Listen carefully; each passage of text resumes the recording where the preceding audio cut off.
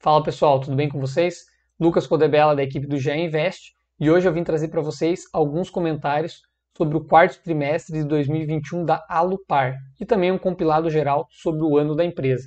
Mas antes, deixa seu like, compartilha, segue o GA nas redes sociais e para quem não conhece, aproveita aí para dar uma olhada no nosso site, na nossa plataforma. Tem ferramentas completas aí para você acompanhar a sua carteira e também insights aí sobre empresas.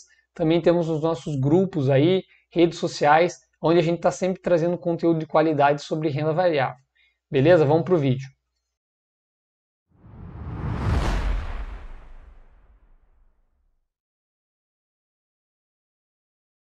Então, pessoal, para quem não conhece, a Lupar é uma holding e ela atua no segmento de energia elétrica.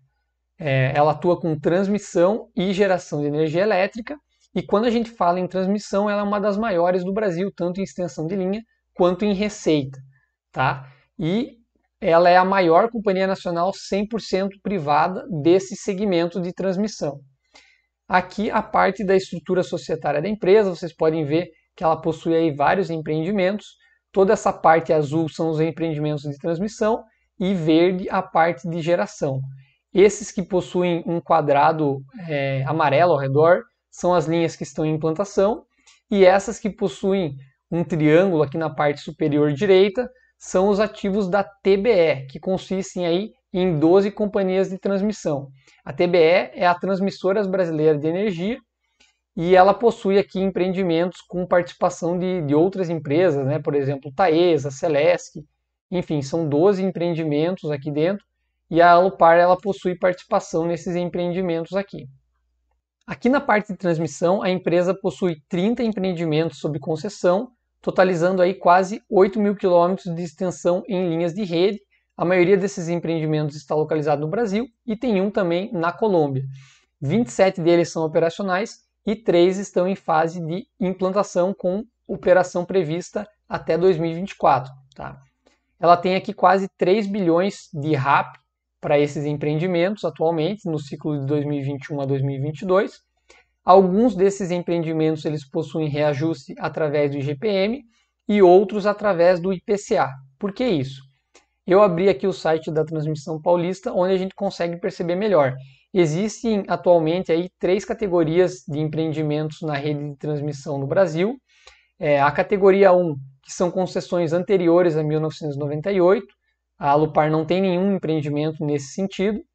A categoria 2, que são empreendimentos entre 99 e 2006, e a categoria 3, que são empreendimentos após 2006. Então, na categoria 2, ela é reajustada pelo IGPM e ela tem essa redução de RAP de 50% a partir do 16º ano de operação. Tá? E os empreendimentos categoria 3 são corrigidos pelo IPCA. Então, essa é a diferença. Por isso que alguns empreendimentos são corrigidos pelo IPCA.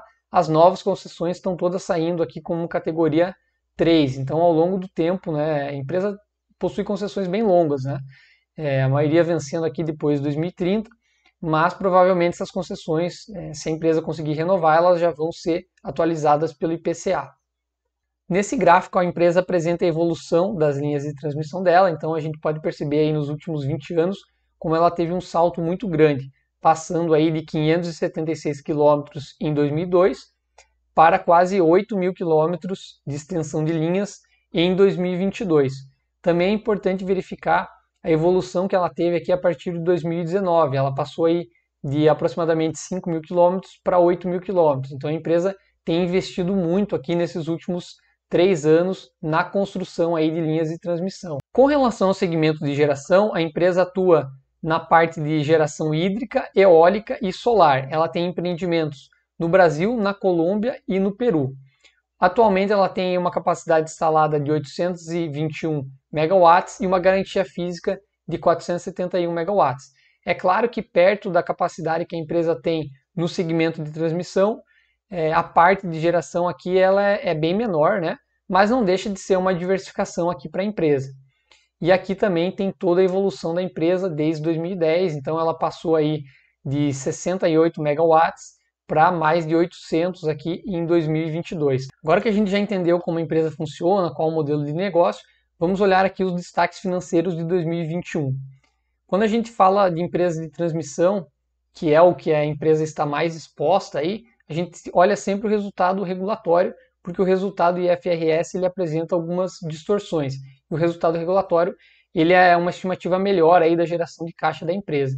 Então, com relação ao último trimestre, a empresa apresentou uma receita líquida com uma evolução aqui de 24%, um EBITDA de 42% e um lucro líquido consolidado de 103%.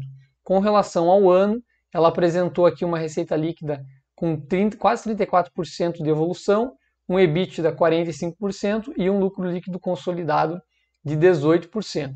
Também é interessante notar como a dívida líquida sobre EBITDA da empresa reduziu aqui ao longo de 2021, tá? Passando de 4,7 vezes para 3,8 vezes.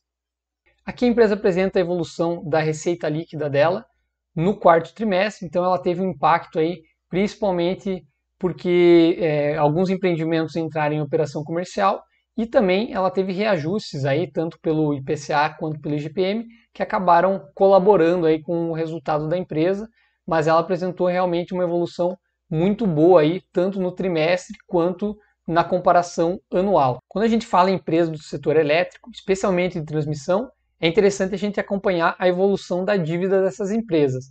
Por quê? Porque o setor de transmissão exige muito investimento, então as empresas costumam se alavancar para conseguir fazer essas construções dessas linhas e ao longo do tempo elas vão finalizando essas linhas, vão colocando elas em operações, vão recebendo mais aí através da RAP e vão se desalavancando, tá?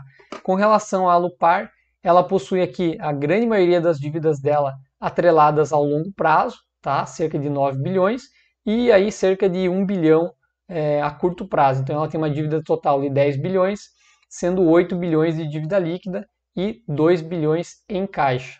Essas dívidas estão atreladas ao IPCA, 52%, 28% ao CDI, e o restante, aí, cerca de 20%, a outros indexadores. E com relação à composição da dívida, a grande maioria aqui, praticamente 76%, são através de debêntures e tem uma parte aqui também relevante em empréstimos do BNDES. Aqui o cronograma de amortização de dívidas da empresa, então vocês podem perceber que ela possui a maior parte das dívidas, cerca de 35% aqui após 2027, e a empresa está aumentando aí a sua capacidade de geração de caixa, justamente entregando esses projetos. Então não tem nada errado aqui com a dívida da empresa. À primeira vista parece uma dívida alta, né, 10 bilhões aí, mas ela consegue aí com a sua geração de caixa ir pagando essas dívidas aos poucos e terminando essa desalavancagem. Parte de investimentos da empresa é sempre bem importante observar, porque as empresas, as transmissoras, elas precisam estar sempre investindo aí em novos projetos para conseguir aumentar as receitas, tá? Então, a empresa investiu aí cerca de 1,6 bilhão durante 2021, enquanto que em 2022 o investimento foi da ordem aqui de 2,4 bilhões. Então, ela está finalizando aí alguns empreendimentos.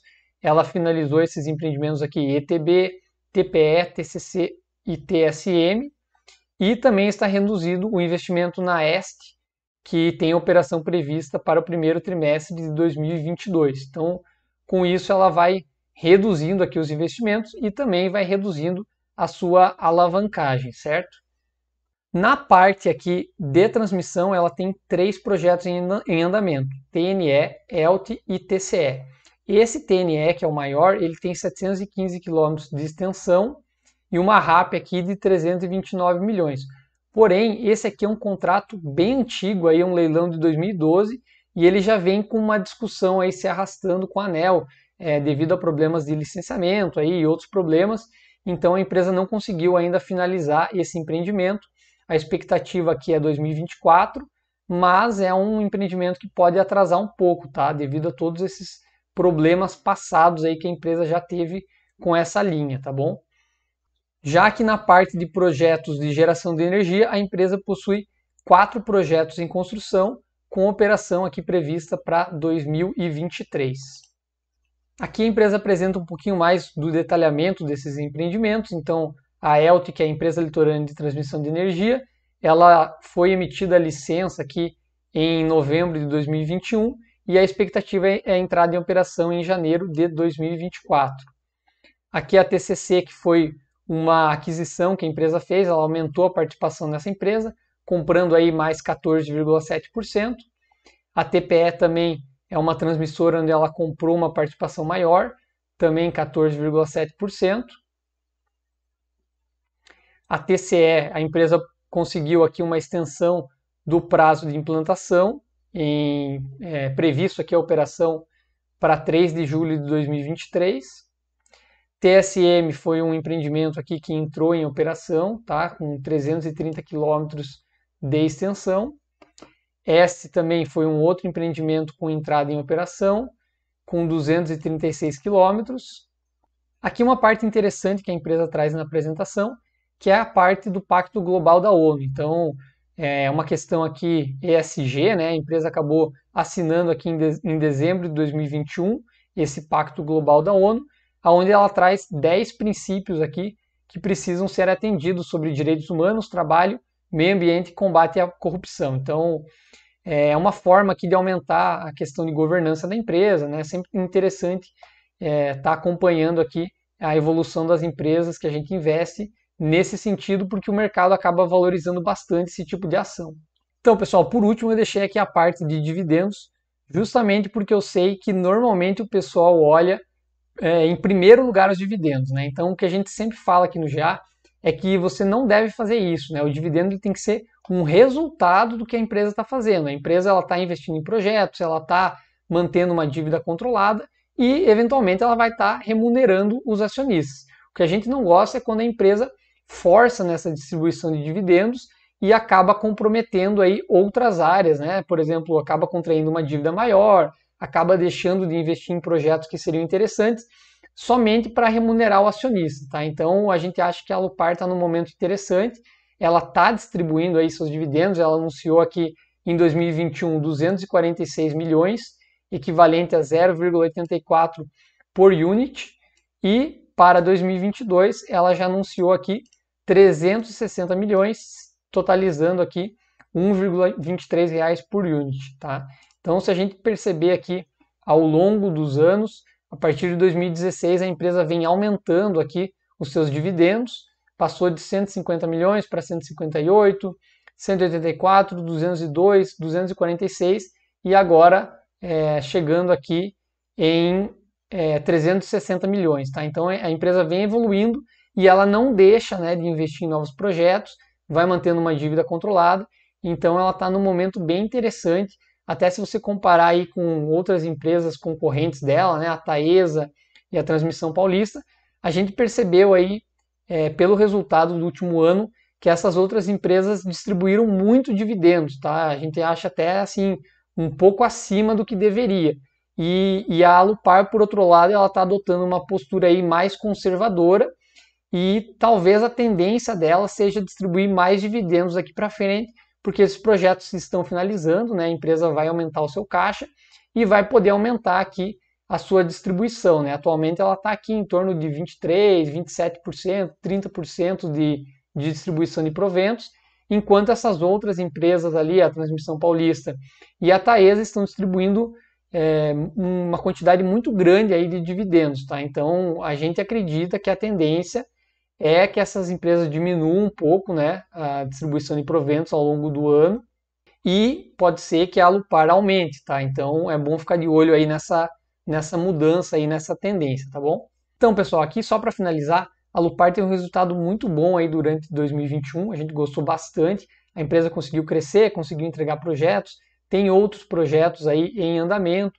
diminuiu um pouquinho a dívida e ainda aumentou um pouco a remuneração dos seus acionistas, mas de maneira bem conservadora, né? Ela não está distribuindo dividendos a mais do que deveria, ela está sendo bem prudente nesse sentido, e a gente acredita aí que nos próximos anos a tendência é a empresa ir aumentando gradualmente aí a distribuição de proventos, tá? De maneira bem sustentável, tá? Então foi um resultado muito bom da Alupar, espero que vocês tenham gostado. Se vocês gostaram, deixe seus comentários aí, compartilhe o vídeo com seus amigos e segue o GA aí nas redes sociais, beleza? Até a próxima, valeu!